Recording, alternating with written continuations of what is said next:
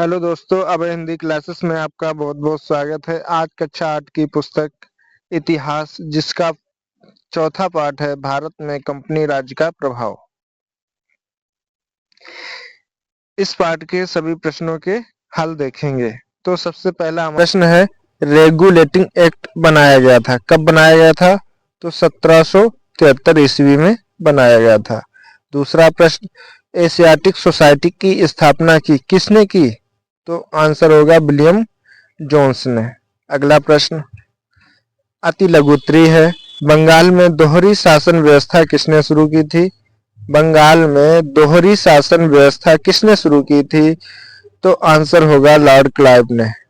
बंगाल में Lord Clive ने दोहरी शासन व्यवस्था शुरू की थी। अगला प्रश्न है, फोर्ट विलियम कॉलेज की स्थापना कहाँ हुई थी?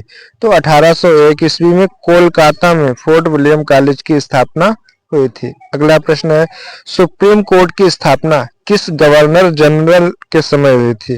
तो सुप्रीम कोर्ट की स्थापना गवर्नर जनरल वारेन हेस्टिंग्स के समय हुई थी।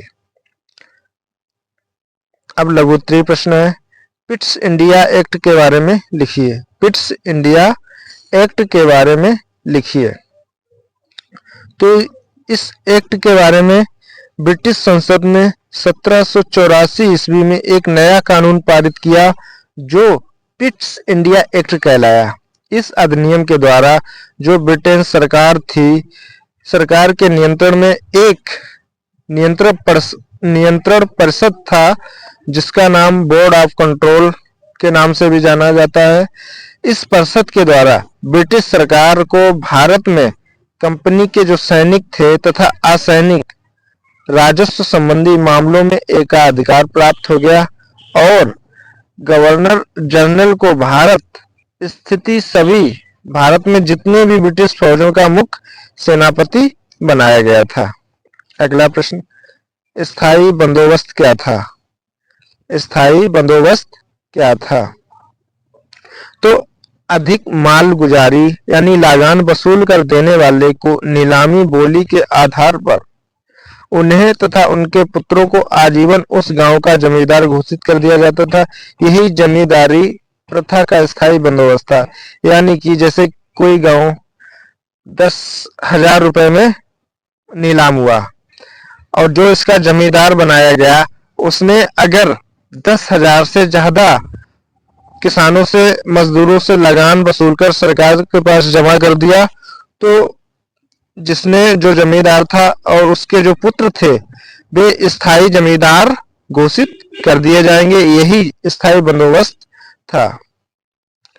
अगला प्रश्न, अंग्रेजों ने भारतीय उद्योगों को किस प्रकार नष्ट किया? अंग्रेजों ने भारतीय उद्योगों को किस प्रकार नष्ट किया? अंग्रेजों ने भारत से कच्चा माल, सूत और कपास ले जाकर अपने यहाँ मशीनों द्वारा वस्त्र निर्माण करके भारत में लाकर बेचना आरंभ कर दिया।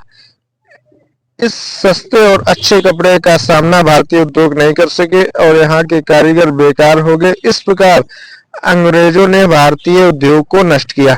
अंग्रेजों ने क्या किया, जो भारत में कच्चा माल होता था उस सस्ते दामों में खरीद कर और अपने यहाँ ले जाकर मशीनों के द्वारा अच्छे वस्त्रों का निर्माण किया, जो भारत में संभव नहीं था। और इस प्रकार धीरे धीरे भारत का उद्योग व्यापार नष्ट हो गया। अगला प्रश्न है, अंग्रेजों द्वारा भारत में किए गए भूमि सुधारों के बारे में लिखिए। अंग्रेजों द्वारा भारत में किए गए भूमि सुधारों के बारे में लिखिए।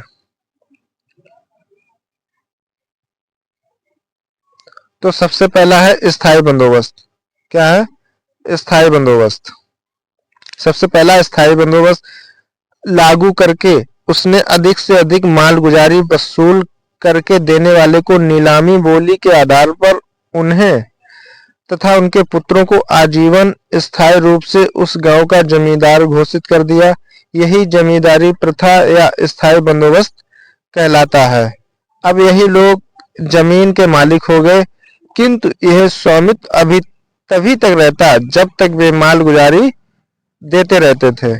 उन्हें जमीन जोतने बोने वाले काश्तकारों को हटाने और जमीन छीन लेने का भी अधिकार था। यह प्रथा बंगाल, उड़ीसा और अवध प्रांतों में प्रारंभ की गई थी। अगला प्रश्न है रैयतवाड़ी क्या है? का नंबर है रैयतवाड़ी प्रथा।